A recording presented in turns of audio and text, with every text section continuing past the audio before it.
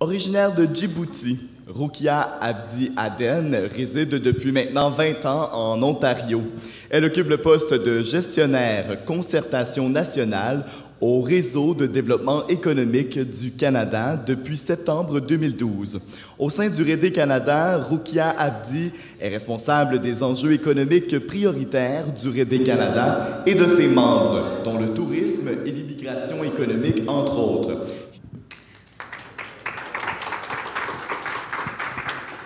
Bonjour matin, merci d'être présent ce matin pour nous ici pour parler de développement touristique. Je vais vous expliquer juste un petit peu comment ça va se passer. Vous pouvez peut-être passer à la seconde diapo, s'il vous plaît, Monica, pour parler un petit peu de ce qu'on va présenter. D'abord, on va présenter chacun notre approche. On est deux organismes différents en fait, qui travaillent sur le développement touristique pour les communautés francophones. Alors, Rukia va nous présenter en fait l'approche de RD Canada. Puis ensuite, on va présenter l'approche du réseau des villes, des francophones et francophiles d'Amérique. Ensuite, on va faire une convergence un petit peu de nos deux approches pour vraiment montrer en 4 étapes quelles sont les étapes pour faire du développement touristique de la francophonie. Et ensuite, il va y avoir, ça va être à votre tour en fait, on va faire des tables de discussion. On a préparé 4 questions qu'on va vous demander de vous mettre vraiment par table ensemble pour réfléchir à partir de vos propres réalités au sujet de ces questions-là. Et puis, on va faire une plénière, en fait, avec ce qui va ressortir de ces discussions-là. Et voilà. Alors, c'est parti. Bon matin tout le monde. Je ne sais pas si vous connaissez le réseau de développement économique et d'employabilité, tous et toutes. C'est un réseau national qui regroupe 12 membres, des RD dans l'ensemble des provinces et territoires à l'extérieur du Québec. Et pour le tourisme, ça fait 15 ans plus de 15 ans que le réseau travaille là-dessus. Entre autres, en 2012, nous avions adopté une définition du tourisme francophone. Qu'est-ce qu'on entendait par le tourisme francophone? Et cette définition comprend 2 éléments. Le produit touristique, le produit francophone à vocation touristique, culturelle et patrimoniale, mais aussi le produit touristique dont les services sont prodigués en français. Donc, c'est la définition qu'on a adoptée en 2012 pour vraiment cibler et cerner les produits sur lesquels nous allions travailler. La vision du tourisme de RD Canada, c'est de faire du tourisme francophone un moteur économique et social prospère, innovant, concerté et durable, basé sur des expériences authentiques, des produits touristiques qui mettent en valeur la culture et le patrimoine francophone et un accueil de grande qualité afin d'exercer un effet de levier sur le développement touristique du Canada. Nous avions plusieurs projets porteurs, je vais en citer juste 4. En 2013, nous avions fait un inventaire des produits francophones bilingues. Nous avons aussi mis en place une classification nationale du tourisme francophone en 2017, un projet d'envergure qui est né en 2018, le corridor patrimonial, culturel et touristique francophone. Et RD Canada et ses membres axent beaucoup leurs efforts en se basant sur des recherches. On a entamé plusieurs recherches, notamment des études d'impact des retombées économiques du tourisme francophone. On a aussi fait une trousse de sensibilisation du tourisme et d'autres recherches. Notre approche du tourisme, c'est vraiment une approche qui part de la base des provinces et territoires en misant sur la mobilisation et l'accompagnement des différents acteurs dans les provinces et territoires. Le développement de l'offre est un élément essentiel du partenariat et de la mobilisation dans les provinces et territoires. Il faut travailler avec l'ensemble des partenaires, oui, les communautés francophones, les organisations francophones, les entreprises francophones, les associations touristiques, ce qu'on appelle les DMO, les destinations marketing dans les provinces et territoires, les provinces, les ministères du tourisme des provinces. Tout ça aboutit vers une offre touristique, patrimoniale, culturelle, qui se retrouve sur le corridor, qui est une vitrine unique de l'offre touristique francophone pour faciliter l'organisation de séjours pour les visiteurs. Pour les acteurs francophones, le corridor, c'est vraiment a pour objectif de fédérer autour d'un message unique et de créer des expériences francophones sous une même signature qui est reconnue par Destination Canada, qui est l'agence canadienne de marketing. Et tout ça, c'est pour créer vraiment des retombées économiques pour les communautés francophones, mais pour le Canada. RD Canada, on travaille beaucoup avec, il faut travailler avec une stratégie. En 2013, on s'est doté d'une stratégie du tourisme francophone pour les CLOSM, les communautés francophones en situation minoritaire. Cette année, nous avons mis en place une nouvelle stratégie quinquennale 2019-2024 qui comprend 5 axes. Le développement de l'offre, c'est essentiel. Les partenariats, comme on va l'expliquer un peu plus tard, c'est vraiment essentiel de travailler avec différents partenaires sur le terrain. Le leadership via RD Canada, le corridor et ses membres. L'accueil en français est essentiel pour le tourisme dans les communautés francophones et bien évidemment le marketing et la communication pour faire connaître auprès des visiteurs l'offre que nous avons. 3 principes directeurs guident cette stratégie que nous avons développée cette année. Leadership et mobilisation de l'ensemble des acteurs, la co-création et l'innovation pour le développement de l'offre et bien évidemment le volet promotion et marketing. Je vais passer assez rapidement comment nous faisons du développement économique dans les communautés francophones et dans les provinces. C'est tout d'abord de réunir l'ensemble des acteurs pour échanger sur les opportunités de mettre en valeur le patrimoine, la culture par la voie du tourisme. C'est de développer une cohésion. C'est important d'avoir une cohésion de l'ensemble des acteurs afin de travailler dans un objectif commun, celui de créer des produits touristiques francophones qui sont distinctifs et très forts. Le tourisme, c'est une industrie qui est très concurrentielle, donc il faut s'assurer que le visiteur ait une expérience vraiment authentique et qu'il se souvienne de son passage dans les communautés et que son expérience soit réussie parce qu'avec les médias sociaux, on peut facilement nous critiquer aussi. Donc, le troisième élément, c'est vraiment co-créer en proposant une expérience touristique unique. C'est là où on va parler de l'offre francophone. C'est aussi de faire du bilinguisme une priorité afin d'être en mesure d'offrir un service d'accueil de qualité et de faire connaître finalement l'offre touristique par des actions marketing auprès des marchés cibles au Canada, mais à l'international via le corridor avec des partenariats divers avec Destination Canada, mais dans les provinces aussi. Les RD travaillent avec les DMO et leur ministère du Tourisme. Je vais juste donner quelques exemples de projets qui ont été menés par les RD, des circuits. La route Champlain qui a été présentée hier, qui présente donc les services bilingues et qui se veut un reflet des aventures de l'explorateur et de l'héritage qu'il a laissé en Ontario. Au Yukon, le RD a développé un circuit balado-découverte, 6 circuits en fait en français afin de mettre en valeur le patrimoine francophone. En Colombie-Britannique, il y a eu la création de 3 circuits touristiques dans les régions de Thompson au Canada, Vancouver, Côte et Montagne et sur l'île de Vancouver, dont le thème était la contribution des francophones au développement historique, culturel et économique de la Colombie. En Saskatchewan, une chasse au trésor en plein air pour découvrir les communautés. Ils ont fait aussi 133 géocaches qui reçoivent plus de 3000 visiteurs par année. Vraiment, les organismes profitent de ces géocaches pour organiser des activités, pour mettre en valeur les personnages, les lieux culturels francophones. En Nouvelle-Écosse, hier, dans l'atelier où j'ai pris part, le CDN a créé 30 circuits bilingues d'une durée de 3 à 14 jours. Donc, à peu près une vision et ce qu'on fait dans le cadre du tourisme avec nos membres. Merci, Rukia. Je vais maintenant présenter un peu l'approche du réseau des villes. Vous l'avez vu un petit peu avec la présentation de Dominique Sarny hier. En fait, comment ça se passe avec le réseau des villes, c'est créé depuis 2015 et c'est opéré vraiment par le réseau depuis 2018, par le Centre de la francophonie, pardon, depuis 2018 l'année passée. Pourquoi c'est le Centre de la francophonie qui a repris l'opération de ça? C'est parce que le centre a vraiment une capacité de faire rayonner la francophonie. Il y a plus de 200 organismes qui sont en soutien dans la francophonie des Amériques. Il y a plus de 45 000 membres aussi du Centre de la francophonie. Donc, ça fait un vraiment beau réseau où on rayonne. Puis, on rayonne à l'extérieur du Canada. On rayonne vraiment dans les Amériques, là. Ensuite, pourquoi on a pris l'angle du tourisme, en fait, pour développer les communautés? Ça a été une discussion, en fait, avec les membres. membres du réseau. Et puis le tourisme, comme vous en apercevez, c'est vraiment un moyen, c'est un secteur en fait de développement où on peut rapidement voir des retombées aussi sociales puis économiques dans le milieu.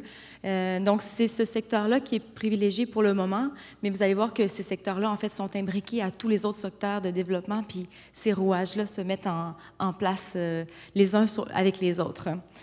Ensuite, nous, ce qui distingue aussi le fait qu'on le fasse avec le Centre de la francophonie, c'est qu'on va vraiment développer les communautés francophones. On développe le tourisme, le moyen, c'est le tourisme, mais l'objectif, c'est vraiment de développer les communautés francophones. Alors voilà, un petit résumé un petit peu de ce qu'on est ici. Alors le RVFFA, c'est un vecteur innovant de développement économique, patrimonial, culturel et linguistique à travers la création de parcours touristiques, c'est ça sur lequel on mise, mettant en valeur l'héritage francophone. Alors notre rôle dans le réseau, avec les membres, on a un rôle de catalyseur accompagnateur. Catalyseur parce qu'on provoque la rencontre et la connexion de villes à travers l'Amérique. Je pense que là, c'est ce que vous vous rendez compte qu'on fait en ce moment dans le rendez-vous ici. On souhaite que les gens créent des partenariats, collaborent, échangent des ressources. Et aussi, on accompagne les villes durant tout le processus de leur développement en fournissant des outils. Maintenant, ce qui distingue le réseau dans son unicité un peu, c'est que le réseau, en fait, est le seul qui travaille pour les intérêts des municipalités dans les Amériques et qui assure la vitalité de ces municipalités-là, francophones et francophiles. Ensuite, il encourage les citoyens francophones et francophiles à développer leur communauté francophone avec leur municipalité. Dans les milieux minoritaires, par exemple, au Canada, là, par exemple, les communautés francophones vont souvent travailler avec leur gouvernement provincial ou fédéral pour se développer, mais là, on essaie d'encourager les citoyens à travailler directement avec leur municipalité, qui sont les gouvernements de proximité. Ensuite, l'engagement des communautés qui s'impliquent dans la mise en œuvre des projets touristiques. On veut vraiment que ce soit les communautés elles-mêmes qui participent à leur développement. Puis justement, on emphase sur la durabilité des projets. Quand c'est la communauté qui travaille dans leur développement, c'est plus durable que si c'est des projets qui sont mis en place par d'autres pour la communauté. Donc, c'est pour ça qu'on veut mobiliser les gens. Puis, on veut cette durabilité-là aussi à travers un concept qu'on a développé qui est l'empreinte culturelle et sociale. Donc, quelle action, quel produit qu'on va développer, comment on va pouvoir mesurer positivement cet impact-là dans la communauté, dans les régions ou même dans la francophonie. Donc, on est en train de développer aussi ce type de mesures-là pour encourager les gens, un peu comme l'empreinte écologique, mais d'habitude, l'empreinte écologique, on veut qu'elle soit négative pour avoir un impact positif. Ici, on veut qu'elle soit positive pour avoir un impact positif. Alors, voilà. Le réseau, c'est un réseau qui est encore jeune, il est encore en train de se développer. Et puis, on est en train de mettre des choses en place. Fait que vous allez voir, le développement, ça prend du temps à se faire. Donc, c'est comme une grosse vague qui est en train de se former, qui est en train de se créer. Donc, ça va prendre quelques années à vraiment voir les impacts que ça a sur le développement vraiment à l'intérieur de la communauté. Mais il y a des transformations qui se passent. Je vous explique rapidement, avec le temps qui me reste, le mécanisme de développement, comment on voit comment se développent les communautés. Donc, nous, on a décidé, c'est comme une communauté, en fait, le rouage, et un peu comme une horloge là, de montre. Nous, on a décidé d'axer donc sur le rouage du tourisme qui est là, mais en sachant que chaque personne dans le milieu touristique, en fait, œuvre, mais va œuvrer avec des gens, par exemple, dans la jeunesse, en éducation, dans la culture, dans l'économie, dans le patrimoine. Alors, toutes ces personnes-là, finalement, sont des acteurs aussi dans ce développement-là. Et ces rouages-là se mettent à travailler les uns avec les autres. Alors, en travaillant le tourisme, bien là, il y a des services en français qui se font. Donc, le système de l'éducation peut embarquer là-dedans. Le tourisme est lié à la culture, au patrimoine, et la jeunesse qui s'y implique. Alors, tous ces rouages-là se mettent à fonctionner ensemble. Puis, comme on veut faire travailler, en fait, des municipalités entre elles, bien là, il va y avoir des municipalités voisines qui peuvent se mettre avec la municipalité qui est en cours de développement, et puis une autre, et puis une autre. Et puis, ça forme ce qu'on appelle des grappes, en fait. Alors, ces grappes-là sont vraiment des moteurs de développement, en fait, pour les communautés francophones. Et tout ça, bien, tout ça se dynamise. Voilà. Et là, ça crée, en fait, ça stimule le tissu social de la communauté. C'est ça qui assure la durabilité. Voilà, alors on a fini de présenter nos deux approches. Maintenant, on va parler un peu de comment faire le développement touristique dans les communautés francophones d'Amérique avec nos approches convergentes avec REDE et le RVFFA. Donc, pourquoi le tourisme comme levier de développement? Rapidement, là, le tourisme est un moyen de développement socio-économique, puis un secteur lucratif permettant des bénéfices régionaux importants.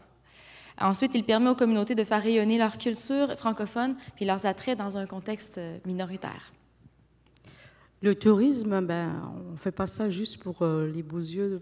C'est aussi des projets d'entrepreneuriat. Donc, lorsqu'on accueille des visiteurs pour une activité quelconque, ça génère des emplois et ça permet aux communautés de créer des entreprises chez eux. L'innovation, c'est important parce que si on veut offrir un produit unique qui va attirer des visiteurs du Canada francophone, mais aussi à l'international, il faut se distinguer de ce que d'autres pays offrent ou d'autres régions peuvent offrir. La mobilisation qui augmente le sentiment d'appartenance et l'influence et la rétention des résidents dans leur milieu. Les projets touristiques vitalisent le milieu, augmentent la qualité de vie, la création d'emplois, j'en parlerai un peu plus tard, les retombées économiques qui sont générées par le tourisme, que ce soit en termes de création d'emplois, mais aussi en termes d'impact sur le produit intérieur brut d'une région. Donc, on vous présente un peu comment faire du développement touristique en 4 étapes. Hein? Mais ces étapes-là sont vraiment liées, en fait, aux réalités locales des projets qui peuvent être mis en cours. Mais la première étape, je pense même en amont de tout, c'est vraiment de stimuler des projets touristiques. Il y a beaucoup on a vu dans les tables rondes d'hier là, que quelquefois, dans des régions, le tourisme, ça semble tellement loin, ils sont tellement sur d'autres intérêts qu'il faut stimuler aussi ces intérêts du développement touristique. Donc, mais les outils qu'on développe, par exemple, peuvent permettre de stimuler ça. Les études qui sont faites qui montrent que le tourisme a des belles retombées économiques, c'est ça. Il faut stimuler, en fait, les milieux au tourisme, au fait que leur région aussi est intéressante à développer au côté touristique. Des fois, ça prend même un point de vue extérieur pour qu'on vienne chez vous puis qu'on dise « Wow, c'est dommage exotique, c'est dommage différent, c'est dommage unique ». Il faut retrouver cette unicité-là pour stimuler les projets touristiques. Alors, les partenariats régionaux, c'est vraiment important. Comment s'asseoir à table avec des gens, créer une équipe, en fait, qui va se développer. Et on encourage vraiment les régions, donc différentes municipalités, différents organismes à s'asseoir ensemble, puis à parler, puis à se développer ensemble. Et ça, c'est un grand pas à faire. C'est pas toujours facile. Les gens sont habitués de travailler un peu tout seuls, tu sais, entre eux. Là, on veut stimuler ces partenariats régionaux-là parce qu'on peut échanger des ressources. Une ville qui a plus d'hôtels que lui qui veut organiser un festival, mais ces choses-là peuvent se mettre en lien, en réseau pour stimuler leur économie. Ensuite, l'association entre 2 ou plusieurs municipalités, ouais, c'est ça que je venais de dire. On veut vraiment stimuler ces partenariats. Puis les partages d'expertise puis de ressources, c'est important. Les villes ont chacun leur expertise, leurs ressources. Bien, en faisant des partenariats comme ça permet aussi de partager ça puis d'être plus forts ensemble pour se développer dans des projets. La seconde étape, c'est identifier un projet touristique. Donc là, on se met à table, on fait des rencontres entre municipalités et organismes, puis on identifie des projets avec les citoyens. Qu'est-ce qu'on a chez nous qui est unique, qui est intéressant? Dans quel angle on pourrait se développer? Tu sais? Ensuite, identifier un leader. Ça prend un leader qui va tenir ce projet-là. Le leader, une fois que le projet est vraiment bien entamé, il peut laisser la place à d'autres personnes qui vont continuer le projet, mais on le voit par expérience que ça prend ces leaders-là. Dans les communautés minoritaires, malheureusement, c'est souvent les mêmes personnes. Mais c'est ça, il faut aller les chercher. Il faut vraiment qu'il y ait quelqu'un qui tienne l'équipe au début pour que ça démarre. Puis c'est ça, mobiliser les ressources par la rencontre avec des acteurs de différents secteurs. On veut faire un portrait de la communauté. Nous, c'est quoi nos opportunités? Qu'est-ce qu'on a d'unique? C'est quoi les problématiques qu'on a aussi? Il faut s'asseoir ensemble pour travailler puis faire ce portrait-là. Puis à partir de ça, il faut proposer un projet touristique pour élaborer une phase exploratoire puis l'essayer. J'ai juste mis 2 astérix sur 2 points, là.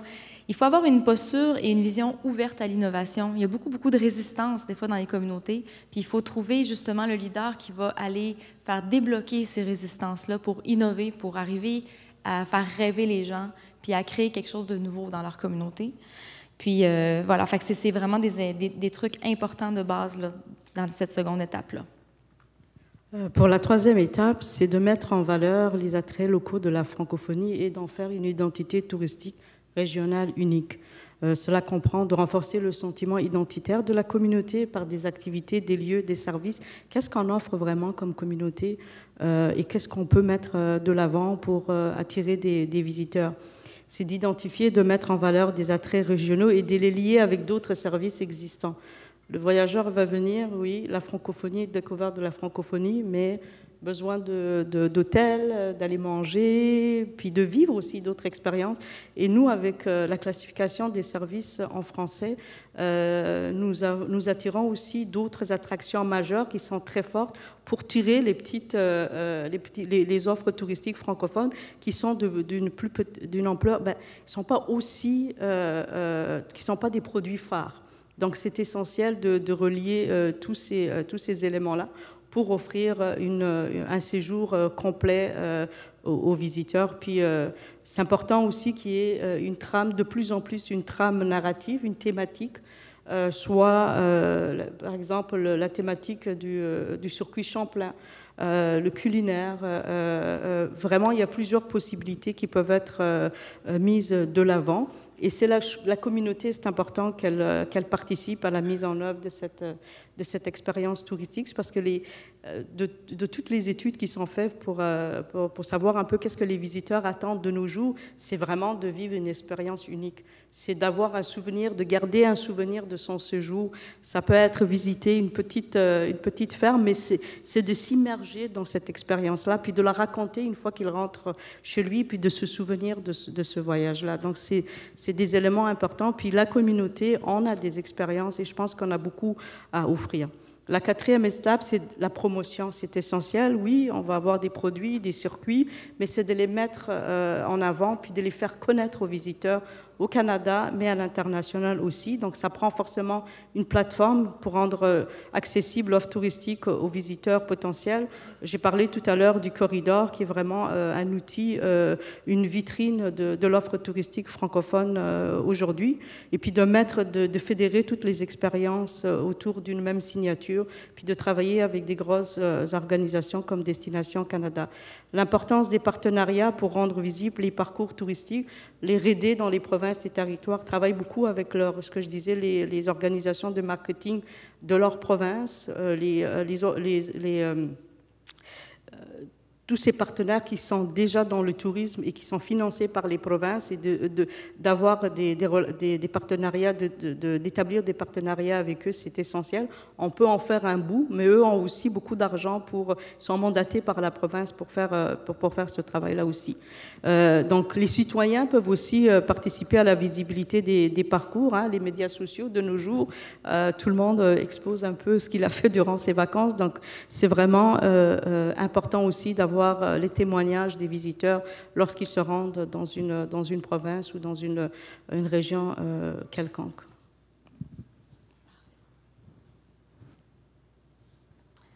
Donc, on peut parler un peu des objectifs des retombées sociales puis économiques, en fait, du développement touristique.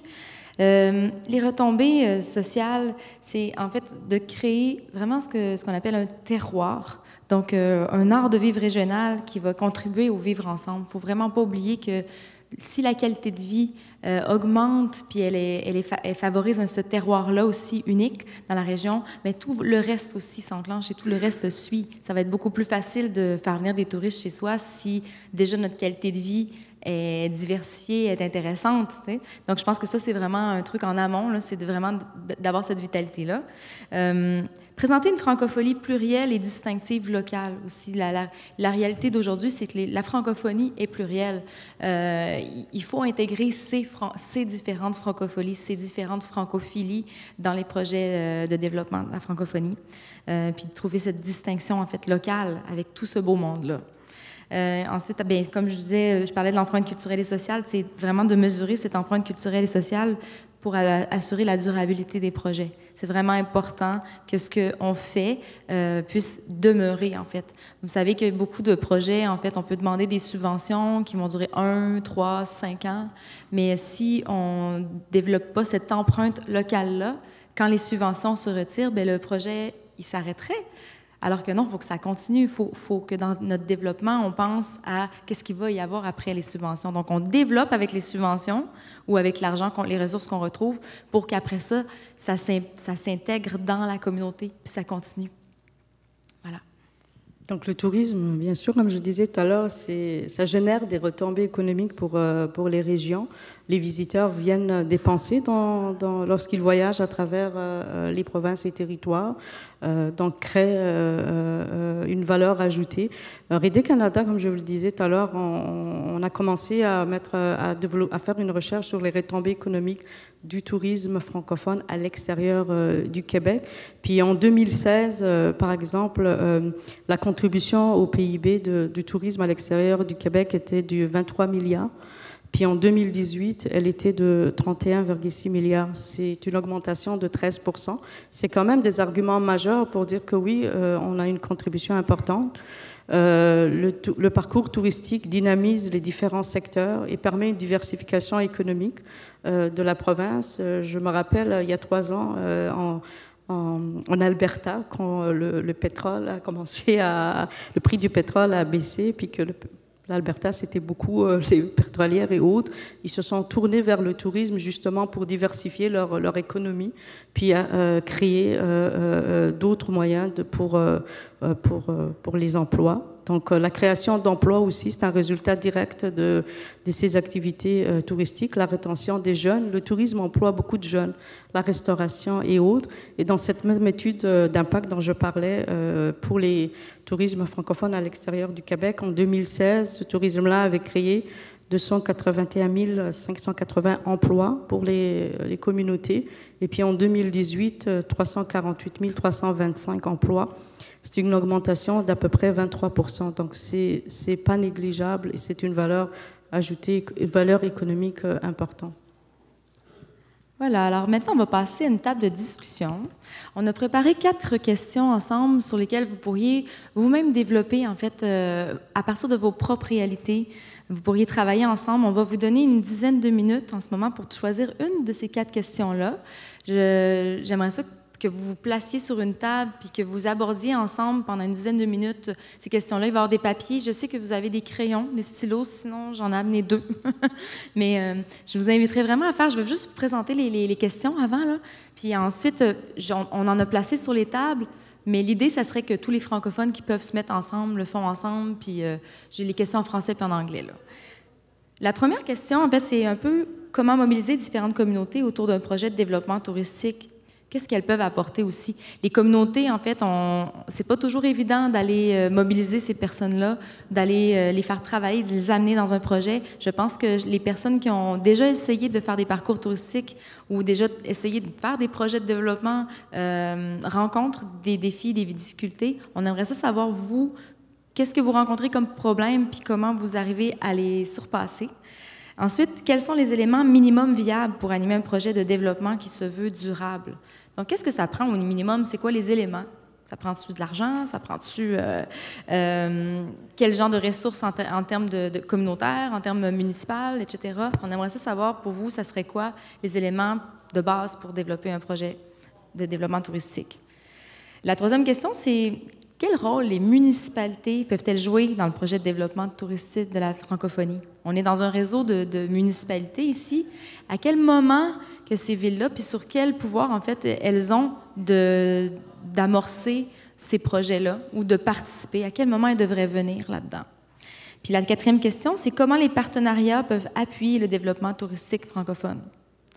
Donc ça, je pense qu'on peut parler de différents types de partenariats, soit au niveau communautaire, municipal, gouvernemental, avec des agences de tourisme, etc. J'aimerais ça vous entendre discuter à ce sujet-là. Fait qu'on va vous donner une dizaine de minutes pour travailler ensemble. Je vous inviterai peut-être à... Est-ce qu'il y a des gens... Bien, levez la main ceux qui aimeraient ça travailler sur la question 1. Vous avez la question 1 déjà, vous? OK. Bon, mais la table là-bas, en français ou en anglais, on peut faire les deux aussi si vous êtes bilingue, là. Il y a la table là-bas qui pourrait travailler sur la mobilisation des communautés. Les éléments minimums viables pour commencer un projet de développement. Est-ce qu'il y a des gens qui veulent faire ça? Oui! Alors, on a des gagnants là-bas au bout de la table. La table là-bas, levez la main, là, qu'on vous voit encore? OK. Bon, mais eux, ils vont travailler sur la question 2. Maintenant, quel rôle les municipalités peuvent jouer dans un projet de développement? Ça, c'est la table ici qui va travailler là-dessus. Super. OK. Puis, question numéro 4, sur les partenariats. Qui aimerait travailler sur les partenariats? Ah, là-bas. Super, parfait. Fait que je vais juste m'assurer que tout le monde ait les questions, puis tout le monde ait des papiers. Puis, je vous invite les autres à vous mettre à une table aussi pour participer. Merci vraiment beaucoup de votre participation. Franchement, je trouve ça le fun. Vous êtes bien mobilisés pour les questions. On va commencer avec cette table-ci. Vous avez travaillé sur comment mobiliser les communautés francophones, les différentes communautés, autour d'un projet de tourisme, de développement touristique. Ça va être vous, France Dionne, qui va venir... Oui, est-ce qu'on peut avoir l'attention des autres tables, s'il vous plaît? Excusez-moi. Alors, nous, on a travaillé sur la première question. Et on vous donne un peu nos idées là, brutes comme ça. Là. Premièrement, ça prend de trouver un bon leader qui va réunir tous les gens intéressés, parce que si on veut mobiliser les communautés, il faut avoir un leader qui va, d'une part, s'engager à regrouper tous les gens intéressés, à faire un bon constat de la réalité du milieu pour toi, en tant que tel, et de parler autant de reconnaître les besoins, mais aussi les pertes. Bon, la langue française, c'est bien sûr, OK, elle est moins utilisée qu'avant, donc il faut le dire, il faut en parler. Et parce que ça, c'est une perte. Alors, il y a des gens, peut-être un peu plus âgés, qui vont dire, effectivement, on a perdu notre langue ou on est en train de la perdre, on est inquiet. On a des rêves, qu'elle soit toujours forte, cette langue, et qu'elle soit utilisée dans la communauté. Alors, il faut en parler, il faut prendre le temps de faire un constat, de parler des pertes, et puis ensuite de dire qu'est-ce qu'on fait. Alors, qu'est-ce qu'on fait, qu'est-ce qu'on met sur la table?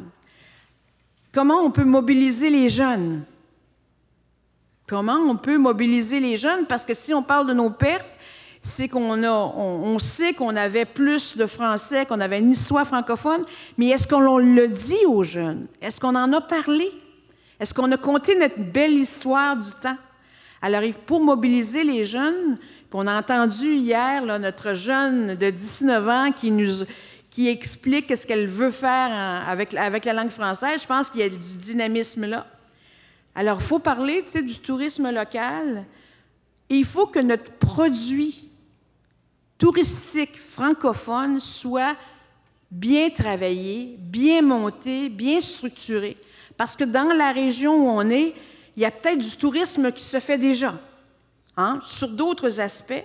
Alors, notre produit touristique francophone doit être à la hauteur des attentes des touristes qui vont passer ou qui passent déjà dans la région. Alors, c'est sûr qu'il faut bien travailler, il faut avoir les ressources pour bien monter ça, s'assurer qu'il y a des partenaires privés, des hôtels, des restaurants, des stations d'essence qui vont effectivement être prêts à accueillir ces gens-là et à parler de l'histoire francophone et pour attirer les touristes, mais aussi pour que ce soit du niveau de tous les autres produits touristiques qui sont vendus dans la région et qui ne sont pas nécessairement francophones. Alors, c'est un défi à considérer parce que sinon, tous les autres produits touristiques aux autres municipalités autour vont dire « ouais, on vient de perdre un petit peu, puis il ne faut pas que de déposer et de présenter un produit touristique francophone que ça ne soit pas à la hauteur de ce que les touristes attendent en tant que tel. » Ensuite, ils sont exigeants, les touristes, maintenant. Ça fait qu'il faut y penser en tant que tel. Et pourquoi ne pas regarder aussi les aspects du tourisme religieux? Parce que, on sait, entre autres, on parlait de Lewiston qui, dans son produit touristique francophone à intégrer une visite de la basilique. Parce que beaucoup de touristes, que ce soit américains ou même européens, vous savez, quand on va en Europe, on va visiter les églises. On y va. Hein? Puis on ne se pose pas de questions. Alors, c'est la même chose pour nous autres, en tant que tel, de dire comment on peut intégrer le tourisme religieux, parce qu'on a dans chaque municipalité une église, on a une histoire, on a un cimetière, on a des... Hein? Alors, pourquoi ne pas utiliser le tourisme religieux, l'intégrer dans le produit touristique qu'on peut offrir en tant que tel? Donc, on va attirer dans notre municipalité des bénévoles, peut-être, qui s'intéressent plus au tourisme religieux ou à la religion et qui peuvent en parler, qui peuvent en faire la promotion. Donc, ce sont des bénévoles supplémentaires qu'on peut avoir. Alors, on était rendu là, on s'arrête. On n'a pas continué, je suis certaine que vous avez des bonnes idées, vous autres aussi. Merci beaucoup, Mme Dionne. On va prendre... est-ce que la caméra va... Je pense qu'il va falloir peut-être juste bouger un petit peu ici. Est-ce que c'est possible de reculer pour laisser je vais être là, la visibilité Élise. à la deuxième... OK, parfait. Voilà. Vous pouvez vous nommer aussi, hein? Oui, donc Yannick Mainville, directeur en développement touristique pour la péninsule acadienne, donc le nord-est du Nouveau-Brunswick. Nous, notre question était, quels sont les éléments minimums viables pour animer un projet de développement qui se veut durable? On s'est aperçu aussi que la question anglophone mentionnait aussi, il y avait une différence dans la traduction. La question anglophone mentionnait aussi une région rurale, donc on a combiné les deux. Donc autant le projet de développement durable est dans la région rurale. On disait que ça prend, c'est sur les trois volets, par exemple, donc le volet social, le volet environnemental, le volet économique, les trois volets principaux du développement durable, mais aussi, on ajoute aussi le volet culturel. Donc, la culture, l'histoire, le patrimoine, la première table dont on parlait tantôt avec au niveau du patrimoine religieux, notre culture, on est ici au Congrès mondial acadien, on a le meilleur exemple de la culture, donc ça aussi. On parlait aussi de l'importance du lien avec les communautés. Oui, le côté touristique, on imagine du développement, on imagine des projets, mais il faut que la communauté soit en arrière de ces projets-là. L'acceptabilité sociale aussi. La réelle volonté d'un territoire, d'une municipalité donnée pour être en arrière de ces projets-là. Si la communauté, en tant que telle, n'est pas impliquée ou n'a pas la volonté de porter ce projet-là de développement, c'est un projet qui va naître, mais qui va soit mourir dans l'œuf ou pas s'assurer d'une valeur à long terme. Donc, vraiment, le vouloir de la communauté. On parle aussi de la vision de la communauté versus la vision municipale ou de la ville.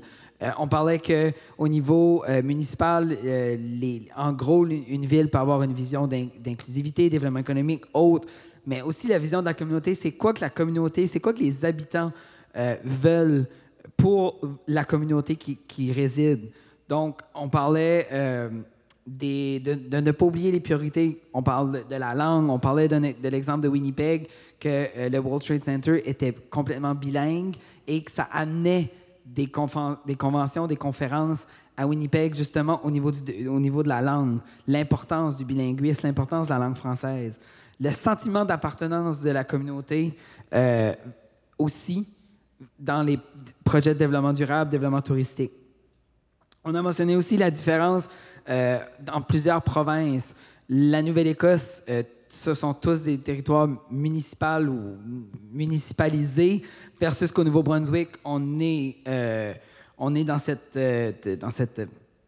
situation-là qu'on n'est pas tous municipalisés. Donc, on a beaucoup de territoires qui est non municipal, qui est géré par directement le ministre des gouvernements locaux. Donc, ça crée une différence, ça crée une problématique. Mais on s'est aperçu aussi que dans les discussions qu'on a sorties, l'avantage des petites villes, la qualité de vie qu'on a dans les petites municipalités, le développement fait par et pour les citoyens. Si les citoyens sont heureux d'être dans les municipalités, ils sont heureux d'être là, ils vont vendre leur communauté, ils vont vendre leur région, puis on va s'assurer d'un développement durable, que ce soit économique, que ce soit touristique ou autre. S'assurer aussi d'une vision à long terme et de la durabilité dans le temps. Imaginer des projets, c'est une chose. S'assurer que le projet est viable dans le temps, c'en est une autre. ne pas réinventer la roue. Il y a déjà des mécanismes qui existent en place. Il y a déjà des structures. Ça ne sert à rien de créer d'autres structures, d'autres mécanismes. Donc, ne pas réinventer la roue. Utiliser les ressources actuelles qu'on a, solidifier ce qu'on a. Travailler avec la base et modifions, travaillons-le, modelons-le comme un peu de la pâte à modeler. Puis aussi, on avait terminé sur faire attention aux doublons, que ce soit au niveau municipal, au niveau organisationnel, s'assurer que les doublons sont... ne pas créer d'autres organismes ou d'organismes.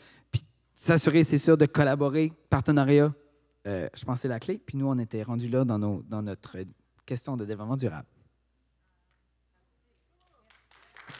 Merci vraiment beaucoup. Vous apportez vraiment des éléments super intéressants, puis c'est le fun que ça vienne de vous, là, tous ces bons exemples-là. On va passer à la troisième question. Donc, c'était quel rôle les municipalités peuvent-elles jouer dans les projets de développement de tourisme dans la francophonie? Donc, Emmanuelle Parent pour l'Association francophone des municipalités du Nouveau-Brunswick. En fait, nous, les discussions se sont bien déroulées. On a jasé, on s'est tous présentés et partagé nos réalités. Et ce qui en est sorti, c'est vraiment que chaque municipalité doit promouvoir ses bijoux locaux. Donc, chaque municipalité se doit de faire ses devoirs, de peut-être faire l'inventaire de ses produits, services, attraits et s'assurer de les rendre concurrentiels. De s'appuyer aussi sur les entités expertes en la matière. Donc, dans plusieurs régions, il y a des offices de tourisme et donc de s'appuyer sur eux. Ils sont les experts dans le sujet. Aussi de revendiquer, comme Yannick disait, peut-être la pleine municipalisation. Au Nouveau-Brunswick, la réalité est telle qu'il y a 80 du territoire qui n'est pas municipalisé. Et donc, on parle d'une trentaine de pourcents de la population qui ne bénéficie pas d'une gouvernance locale. Et donc, ça, c'est un frein, c'est un obstacle au développement. Et aussi, le dernier point, c'est que les associations francophones municipales développent des politiques d'aménagement en matière de tourisme, qu'elles développent peut-être aussi un guide de meilleures pratiques d'un point de vue municipal et qu'elles accompagnent leurs membres dans la mise en œuvre de leurs projets. Et c'est là où on en est rendu. Merci beaucoup encore une fois. On va prendre pour la dernière question, ça va être qui le porte-parole? OK, vous pouvez venir au micro. Comment les partenariats peuvent-ils appuyer le développement du tourisme francophone? Alors, peut-être vous adresser un petit peu plus oui, vers là-bas. Oui, parce que on ne sait pas trop où se le tourner. Facebook parce Live, que... en fait, les caméras sont là. Il y a des gens... les caméras sont plutôt là. OK, d'accord, oui. Oui, c'est les caméras qui décident. Bon, alors voilà, OK. Voilà, donc... nous, c'était sur les partenaires, les partenariats. Alors, on a pensé que dans un premier temps, c'était important de faire un peu l'inventaire des différents partenaires potentiels, les gens qui pourraient être intéressés, parce que dans beaucoup de municipalités, évidemment, il y a des gens, pas tout le monde est intéressé, il y en a qui sont plus motivés que d'autres, donc d'essayer d'identifier dans un premier temps les partenaires qui sont censés être motivés et intéressés par cette question du développement du tourisme francophone. On l'a souligné parce que souvent, les francophones dans ces municipalités sont minoritaires et ce n'est pas toujours les municipalités, disons, où la majorité est anglophone, ne sont pas toujours intéressés à développer ce genre de tourisme. Donc, l'idée, ce serait de réunir d'abord les partenaires les plus motivés, les plus intéressés et qui ont aussi des ressources à offrir, et de faire en sorte qu'ils puissent travailler ensemble et éventuellement sensibiliser les autres groupes qui sont peut-être plus réticents à embarquer, à démontrer l'intérêt, par exemple, du projet et à les embarquer dans le projet. Alors, cet inventaire comprendrait toutes les sociétés généalogiques, historiques, les parcs naturels, les sites qui peuvent avoir un intérêt touristique, les activités de plein air, les restaurants, les hôtels, enfin tous ceux qui pourraient y voir un intérêt dans le développement d'un tourisme francophone. On a pensé aussi que c'est très important d'impliquer les agences ou les agents de développement local et puis régional, et de faire appel notamment à RD, qui a comme mandat de développer ce secteur, donc de ne pas oublier les RD qui sont partout au Canada et qui ont la vocation justement de développer le tourisme francophone. Essayer de favoriser aussi les partenariats publics-privés, donc les municipalités, mais aussi ne pas oublier d'impliquer les hôtels, les restaurants, développer par exemple le tourisme culinaire. On en parlait hier, c'est quelque chose qui est en plein développement. Il y a une grosse demande, une demande croissante pour le tourisme culinaire et gastronomique aujourd'hui. Et je pense que les communautés francophones ont quelque chose à offrir dans ce sens-là, étant donné que, bon, la cuisine française est très connue sur le plan international et a bonne réputation. Donc, ça, c'est quelque chose qui pourrait être exploité. Et puis, ne pas oublier, évidemment, tous les organismes francophones qui existent, ne pas réinventer la roue, comme on l'a dit tout à l'heure, mais de mobiliser les partenaires qui sont déjà en place. Oui, puis aussi, je pense qu'on a pensé que c'était important de ne pas prévoir, disons, une formule toute faite qui serait appliquée à tous les cas, parce que les situations varient beaucoup d'une localité ou d'une région à l'autre, et la forme du partenariat peut varier aussi, et ce qui est très efficace dans une région, dans une municipalité, ne le sera pas forcément dans une autre. Donc, je pense qu'il faut être très ouvert, très flexible, et puis être sensible à l'idée que les partenariats peuvent, pour fonctionner efficacement, peuvent prendre des formes très différentes selon l'endroit où on est. Voilà, alors c'est à peu près là où on en était. Je ne sais pas s'il y avait d'autres choses à ajouter à ceux qui... Il manquait 3/4 de la liste, bon, il faut garder quelque chose pour la discussion à la fin. Merci beaucoup. Merci beaucoup, Laurier. Merci tout le monde aussi pour vos belles réponses, vos beaux éléments. On a encore 5 minutes seulement pour finaliser cette conférence. Je vais juste rappeler un petit peu les éléments que moi, j'ai pu souligner un petit peu dans nos discussions.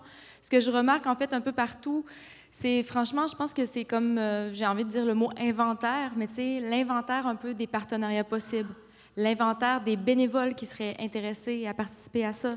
L'inventaire des attraits qu'on a chez nous, dans notre région. Puis, tu sais, même l'inventaire pour trouver un leader, en fait, pour chaque projet, je pense que c'est ça qui est un peu ressorti. Ensuite, à l'instant, j'essaie de chercher aussi. Il y a développé aussi peut-être une expertise, mais, tu sais, basée sur les réalités locales. Donc, le type, la forme que va prendre, en fait, le projet doit être vraiment basé sur les réalités locales. Il y a un élément qui est sorti à la question 1 que je trouve quand même intéressant et important de souligner. C'est besoin d'en parler de cette histoire francophone-là, de besoin de la mettre de l'avant, d'en faire une priorité. Je pense que plus on en parle, plus les gens font « Ah ouais, il y a ça chez nous aussi », puis ça commence à prendre de l'importance. Puis le fait aussi que quelqu'un disait tout à l'heure aussi que c'est les communautés qui peuvent elles-mêmes faire la promotion en parlant, par le bouche à oreille, mais aussi dans l'accueil que ces communautés-là ont quand des touristes viennent chez elles. On le voit déjà en Acadie. Moi, je parle de mon accueil ici en Acadie. On est très, très bien accueillis à Moncton ici. Puis avec le concert qu'il y a eu hier, le Tintamarre, tout ça, clairement, je suis certaine qu'il y a beaucoup de participants qui vont envie de refaire leurs vacances ici après. Là, t'sais. Fait que cet accueil-là, je pense que c'est vraiment important. Puis ça, c'est les communautés qui le font. Les partenariats, bien, j'en parlais, c'est ça, de se mettre en partenariat avec tout le monde qui est intéressé, toutes les agences disponibles pour appuyer ce projet-là. Est-ce que c'est à peu près les éléments qu'on a vus qui sont ressortis? Hein?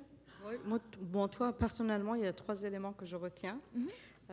L'offre francophone qui doit être attractive, s'assurer que ce soit une offre de qualité quand même, pour attirer les visiteurs, qui soit concurrentielle, en fait, d'une certaine façon. La deuxième chose, c'est de bâtir vraiment sur les ressources que nous avons. La question des doublons, il faut vraiment bâtir sur ce qui existe. Et le dernier élément que moi je retiens vraiment, c'est que le même modèle ne peut pas s'appliquer partout, ce que disait M. Turgeon. Donc c'est important oui, on peut se partager des pratiques exemplaires, mais c'est sûr que chaque région aura un ajout à faire ou à tenir compte de ses réalités et puis de ses besoins. Donc moi, les 3 éléments essentiels que je retiens des groupes de travail, c'est vraiment ça. Parfait. Et j'espère en tout cas que cette conférence vous a stimulé un peu à développer vos projets, que les discussions que vous avez aussi vous permettent aussi de vous stimuler pour faire des projets touristiques à votre tour. Puis, je pense que l'Agence de Raider Canada, puis le réseau des villes francophones et francophiles d'Amérique sont là finalement vraiment pour appuyer puis développer partager des ressources puis des expertises à ce sujet-là. Est-ce que y avait-il un commentaire? Oui? Juste une petite question. Justement, tu n'es pas obligé, je parle fort. Non, mais parce que comme c'est diffusé... Ma question, c'est justement, on parle de partenariat. Vous êtes tous les deux à la table aujourd'hui. Quel est le partenariat entre le RVFFA et le Raider Canada? Est-ce qu'il y a un genre de partenariat du côté touristique? Parce que nous, on est membre du Raider, on est membre du RVFFA. Donc, quelle est cette grande... On vient d'entamer vraiment les discussions. Donc, c'est important, oui, ce partenariat, de poursuivre et de voir justement comment on peut collaborer et s'assurer de bâtir sur ce qu'on fait chacun de notre part. Je pourrais ajouter que je crois que tous les deux, il y a des forces en fait dans les deux organismes. Puis c'est un premier pas en fait de faire cette conférence-là tous les deux ensemble pour voir un peu quelles sont nos convergences. Puis à partir de ça, on va discuter d'une collaboration là, possible entre les deux. Je pense que vous aviez une dernière question ici aussi. Oui, c'est dans le cadre effectivement de partenariat, parce qu'effectivement, entre autres, le réseau regroupe des municipalités, des villes des deux pays. Et je voulais savoir comment vous travaillez, parce qu'il peut y avoir des premiers projets, par exemple, je vais loin dans ma mémoire, là, je sais qu'entre Windsor et Détroit, au niveau de la communauté francophone, il y a des liens. Mais comment vos deux, parce que RDE, bien, vous êtes en francophonie dans toutes les provinces canadiennes, puis le réseau, par son mandat, quels sont les outils que vous offrez aux municipalités qui, justement, veulent travailler de l'autre côté de la frontière, parce que c'est quand même un peu différent comme approche. Est-ce que vous êtes en train de travailler aussi là-dessus pour appuyer là, de façon concrète, mais c'est un peu différent, mais est-ce que vous vous préparez à ça? Parce qu'il y a des beaux corridors à faire entre l'Ontario puis le Détroit-Michigan, hein?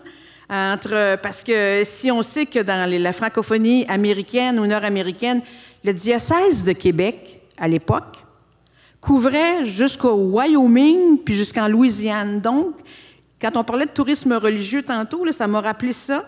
Ce qui veut dire que tu as des municipalités américaines qui sont très près de municipalités canadiennes, puis ça pourrait faire des beaux corridors aussi touristiques. Alors, je vous pose la question, alors, où vous en êtes, parce que c'est peut-être une étape future, mais quand même. C'est clairement une étape future parce qu'on est vraiment au tout début des discussions sur la collaboration. On est sur deux territoires différents. Puis je veux juste noter qu'on n'est pas... Le réseau des villes est vraiment dans toutes les Amériques. Pour l'instant, on a des membres jusqu'aux Caraïbes, mais puis on va s'asseoir sur les membres qu'on a actuellement pour les aider à se développer. Mais on va, bien sûr, notre territoire, c'est toutes les Amériques. Donc, bien sûr que ça va être quelque chose à discuter parce que oui, il y a des villes américaines et canadiennes qui ont vraiment des super beaux liens ensemble. Mais pour l'instant, on le sait que c'est un des sujets qu'on va devoir aborder, mais on n'a pas encore de réponse concrète à vous donner. Pour nous, le corridor, c'est vraiment une première étape où justement on a pu relier au Canada déjà toute la francophonie. Ça inclut le Québec. Je trouve ça extraordinaire d'avoir le Québec aussi qui fait partie de notre corridor. Pour une première fois, d'avoir une route touristique francophone à travers tout le Canada.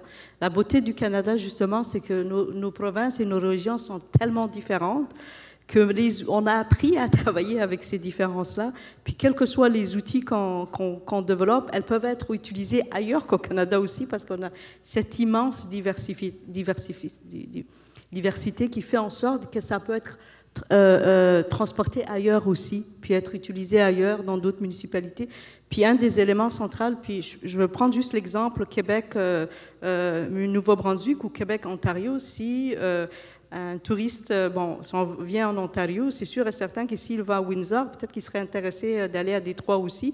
Donc, c'est des corridors qu'on peut utiliser pour prolonger le séjour du visiteur, puis c'est des éléments gagnants-gagnants pour les deux côtés de la frontière. Donc, oui, c'est des éléments à considérer entre provinces de créer ces liens-là, mais aussi entre villes aussi, absolument, de deux bords de la frontière. Donc, c'est à suivre. Je crois qu'on va mettre fin à cette... vous aviez une dernière question, 30 secondes. Savoir quels sont les outils qui existent ou que vous avez développés, des outils concrets qui peuvent appuyer les municipalités dans leur développement, municipalités ou communautés dans leur développement touristique. Est-ce que vous avez une boîte à outils où on peut trouver ces éléments-là? On va répondre, je pense, chacune. Pour le réseau des villes, on est en train de mettre en place un guide méthodologique, dans le fond, qui va être en ligne pour aider les municipalités puis les organismes étape à étape pour faire des parcours touristiques. Je crois que les rendez-vous et les rencontres de travail qu'on organise chaque année sont aussi des outils, finalement, parce qu'on fait venir des conférenciers puis on met des tables rondes en place qui sont vraiment liées aux besoins puis aux problématiques qui sont vécues par les municipalités. Ensuite, on va aussi créer un réseau d'expertise.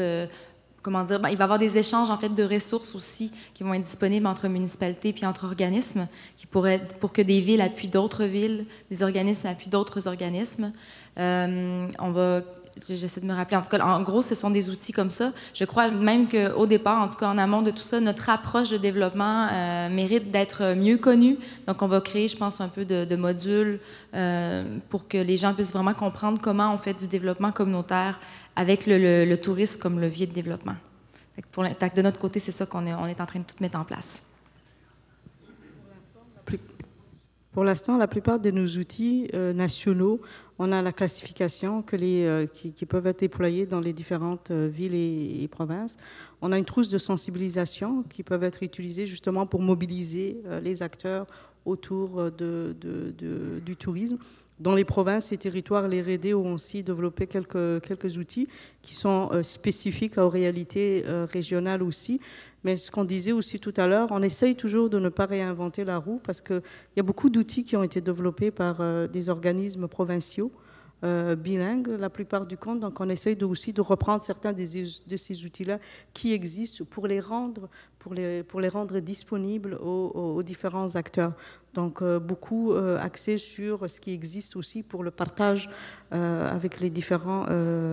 Puis la recherche qu'on a menée, là, c'est vraiment important pour démontrer justement l'impact du tourisme un peu partout, puis de les avoir aussi par province et territoire pour aller chercher des partenariats. On parlait du partenariat privé-public. Si on veut attirer le privé, il faut leur démontrer que ça leur apporte quelque chose. Donc, ça aussi, c'est des outils qui sont accessibles en ligne. Je crois que ça complète l'atelier d'aujourd'hui. Merci beaucoup à Rokia Abdi Aden et Élise Bégin. Une bonne main d'applaudissements.